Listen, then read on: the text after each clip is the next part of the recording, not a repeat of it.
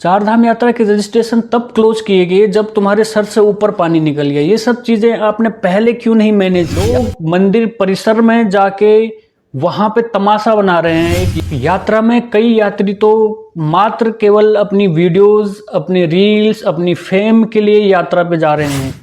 पानी सर के ऊपर चला गया है।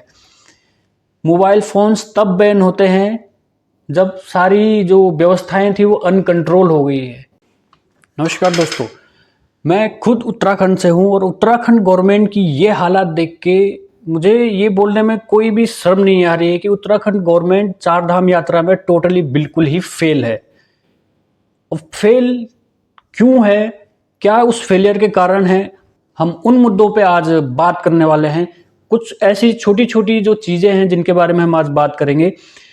पहली सबसे बड़ी चीज़, चार धाम यात्रा क्या कोई मजाक है, या चार धाम यात्रा को उत्तराखंड की जो गवर्नमेंट है उन्होंने बिल्कुल भी सीरियसली नहीं लिया है या उसकी जिम्मेदारी अपने सर पे लेगी। सबसे पहली बात। दूसरी बात, रजिस्ट्रेशन को लेके कोई सीरियस नहीं था। रजिस्ट्रेशन बस एक ओनली फॉर्मेलिटी बनी हुई थी। बहुत अजीब है ये बात, और देखने में भी अजीब लगती है और सुनने में भी अजीब लगती है। यहाँ तक कि ये तक सुनने को मिला है कि चार धाम यात्रा में लोग फर्जी रजिस्ट्रेशन करके जा रहे हैं। बहुत घिनौनी सी बात है ये। एक बात तो ये है कि जो ऑनलाइन रजिस्ट्रेशन है वो किस चीज़ के पर्पस से करवाया गया था। जब आपको पता है कि आपके जो ऑनलाइन पोर्टल पे इतने सारे लोगों ने रजिस्ट्रेशन कर रखा है, और वो या जिस दिन केदारनाथ के कपाट खुलने वाले थे उस दिन के इतने सारे रजिस्ट्रेशन है, तो आप लोगों को वो सारी मैनेजमेंट और सारी व्यवस्थाएं करनी चाहिए थी। उस हिसाब से आपको यात्रियों को आगे भेजना चाहिए था। तब आप वो सब चीज़ें कर रहे हैं जब जो चीज़ें हैं वो आपके हाथों से फिसलती आपको दिख रही थी, वो अनकंट्रोल वो सब चीज़ें हो गई वहाँ पे, तब आप वो एक्शन ले रहे हैं। कितने दुख की बात है ये। चार धाम यात्रा में लोग इतनी आस्था, इतनी सोच, इतनी एक्सपेक्टेशन लेके आते हैं, और उन सब चीज़ों पे उत्तराखंड की गवर्नमेंट ने बिल्कुल पानी फेर दिया सबकी आशाओं पे। चार धाम यात्रा के रजिस्ट्रेशन तब क्लोज किए गए जब तुम्हारे सर से ऊपर पानी निकल गया। ये सब चीज़ें आपने पहले क्यों नहीं मैनेज की? आपने स्लॉट वाइज से क्यों नहीं यात्रियों को भेजा? ये सब चीज़ें आपको यात्रा शुरू होने से पहले मैनेज करनी चाहिए थी। जब आपके हाथों से कंट्रोल टोटली खत्म हो गया है, तब आपने वो रजिस्ट्रेशन बंद करके उस भीड़ को रोकने का प्रयास किया है। केदारनाथ के उस ट्रैक पे भीड़ को देख के कोई नहीं चाहेगा कि ऐसे यात्रा करे। वहाँ पे कोई व्यवस्था नहीं है। दूसरी बात, जब उत्तराखंड गवर्नमेंट और केदारनाथ में जो परिसर के वो हैं, जो वहाँ पे लोग रहते हैं, उनके बीच में कोई अनबन थी, और वो अनबन लास्ट मोमेंट पे यात्रा खुलने के बाद दिखती है। तो ये सब चीज़ें पहले ही क्यों नहीं सॉर्ट आउट की गई थी? जब यात्रा शुरू हो गई तो वहाँ पे न लोगों को खाने की कुछ फैसिलिटीज़ है, न रहने की इतनी प्रॉपर फैसिलिटीज़ है, लोग स्ट्राइक पे हैं।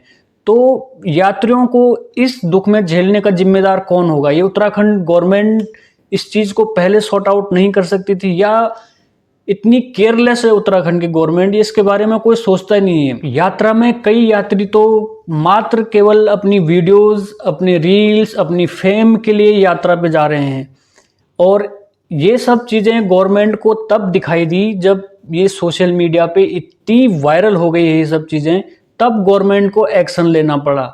वो भी कब? जब चीज़ें हद से पार हो गई है। आखिर ये सब चीज़, ये लापरवाही नहीं तो ये क्या है? लोग मंदिर परिसर में जाके वहाँ पे तमाशा बना रहे हैं एक यात्रा का। उस पावन पवित्र धार्मिक स्थल को वहाँ पे गंदा किया जा रहा है।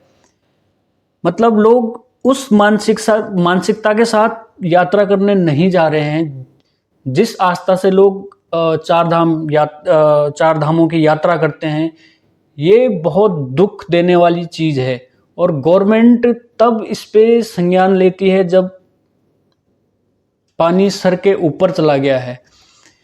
मोबाइल फोन्स तब बैन होते हैं जब सारी जो व्यवस्थाएं थी वो अनकंट्रोल हो गई है। ये सब चीज़ें आपको पहले सोचनी चाहिए थी। ये पहले नहीं, ये पहले से ही होनी चाहिए थी। ये सब चीज़ें आपको पहले ही नियमावली बनानी चाहिए थी। केदारनाथ में या चारधाम यात्रा में जितने भी यात्री आ रहे हैं, आपको उनको लेके एक रूल्स बनाने चाहिए थे कि अगर आप यात्रा कर रहे हैं तो कृपया करके इन रूल्स को ज़रूर फॉलो कीजिएगा, तभी आप उन सब चीज़ों को मैनेज कर पाते ठीक से।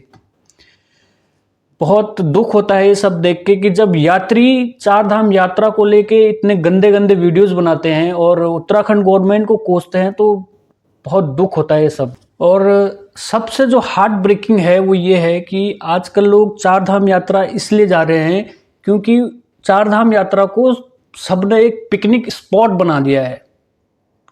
पिकनिक स्पॉट इसलिए बना दिया है, लोग वहाँ पे दारू पी रहे हैं, दारू लेके जा रहे हैं। अभी एक रिसेंटली एक वीडियो आपने देखी होगी, फुल मस्ती हो रही है चारधाम यात्रा के नाम पे।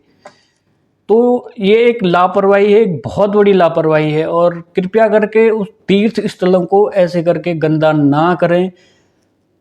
अदरवाइज इतनी बड़ी आपदा फिर से पैदा हो जाएगी जिसका अभी तक किसी को अंदाजा नहीं होगा।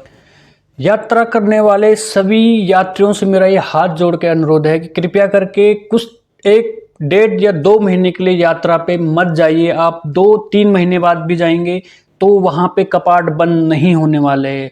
अभी जो हालात हैं वो बिल्कुल भी ठीक नहीं है। इन हालातों में आप यात्रा ना करें तो ही बढ़िया है। जीवित रहोगे तो अगले साल भी केदारनाथ के आप दर्शन कर सकते हैं, बद्रीनाथ के आप दर्शन कर सकते हैं, चारों धाम के दर्शन कर सकते हैं। लेकिन इन हालातों में अगर आप यात्रा करने निकलते हो तो आप अपनी जान के साथ खुद खिलवाड़ करोगे। इसकी उत्तराखंड गवर्नमेंट कोई जिम्मेदारी नहीं लेने वाला है, क्योंकि उत्तराखंड गवर्नमेंट खुद अभी होपलेस लग रही है, मेरे को हेल्पलेस लग रही है। तो अपनी जान के खुद जिम्मेदार बनिए और समझदार बनिए, और समझदारी से काम लीजिए, तभी यात्रा पे निकलिएगा। अदरवाइज फिलहाल के लिए यात्रा का जो आपका अगर कोई प्लान है तो उसको रोक दीजिए। सो दोस्तों, आज की वीडियो में इतना ही। मिलते हैं एक अगली वीडियो में, तब तक के लिए बाय बाय, टेक केयर।